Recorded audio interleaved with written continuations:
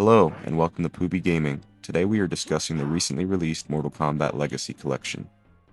This collection is made for the longtime fans, for those who grew up with the originals, and for anyone curious about the roots of the series that is responsible for the creation of the M rating in video games. All the controversy back in the day, the blood, gore, and iconic fatalities is what helped Mortal Kombat stand out and pique interest in the fighting game genre. For me, though, these games hold a high level of sentimental value. They're tied to my childhood. Every other weekend when I was a kid, my sister and I would visit my mom and stepdad's house.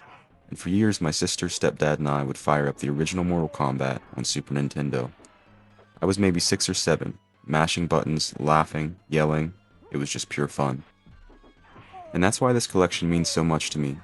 The moment I heard that classic music, saw those old school stages, and flipped through the character selection screen, it hit me with a wave of nostalgia.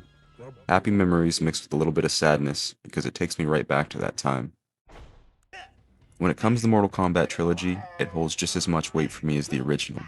I still remember booting up the PlayStation 1, going head to head with my sister and stepdad, only now I was a little older, starting to actually learn combos and pull off super moves. These games were a big part of what made me a lifelong gamer. Honestly, Mortal Kombat and I kinda grew up together. Playing this collection feels like catching up with old friends. In terms of content for this collection, there's a good bit here. You've got the original Mortal Kombat, MK2 and 3, Ultimate Mortal Kombat 3, Mortal Kombat Trilogy, Mortal Kombat Mythology Sub-Zero, Special Forces, where you play as Jax, MK4, which kind of feels like bouncy Tekken, and even Mortal Kombat Advance, Deadly Alliance, Tournament Edition from the Game Boy Advance lineup. On top of that, MK1 through 3 include multiple port versions from arcade to handheld, so there's a lot of variety and ways to play. There's also a documentary mode that dives into the creation, controversy, and cultural impact of the series, plus a combatants mode that gives you timelines and lore breakdowns for each character. So whether you're a returning fan or someone discovering the classics for the first time, there's a lot of value and history packed into this collection. For the online play, it can be a blast, but also a harsh reality check. There are players out there who had to get someone to come to their mom's basement and pry their Cheeto dust glued hands off of their old controllers, so that they could merge with their new controller for this collection.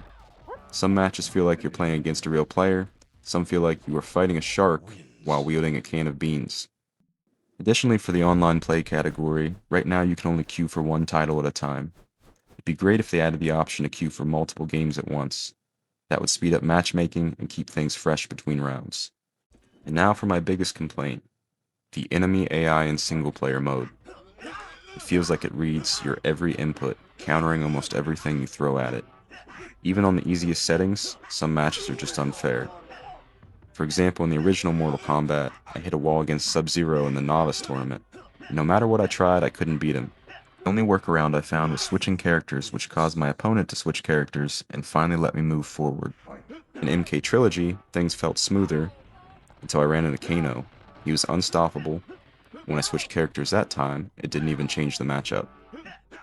Eventually, I was forced to spam with Noob until that failed. Then I switched to a boss character, only later to get crushed by an unbeatable Shao Kahn. It can definitely be very frustrating, and I really hope a patch fixes the enemy AI soon.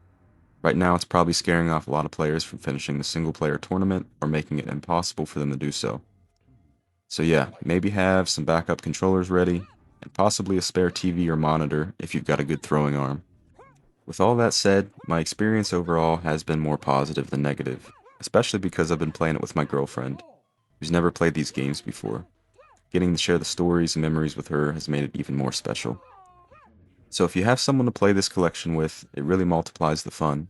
With a few updates to fix the AI, input lag, and matchmaking, I think this collection could easily become one of the best retro fighting game releases in years, and 100% worth its price tag.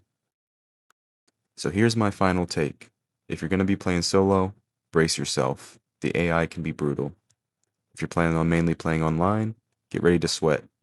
Make sure you wash all your towels in the house and have a fan turned on.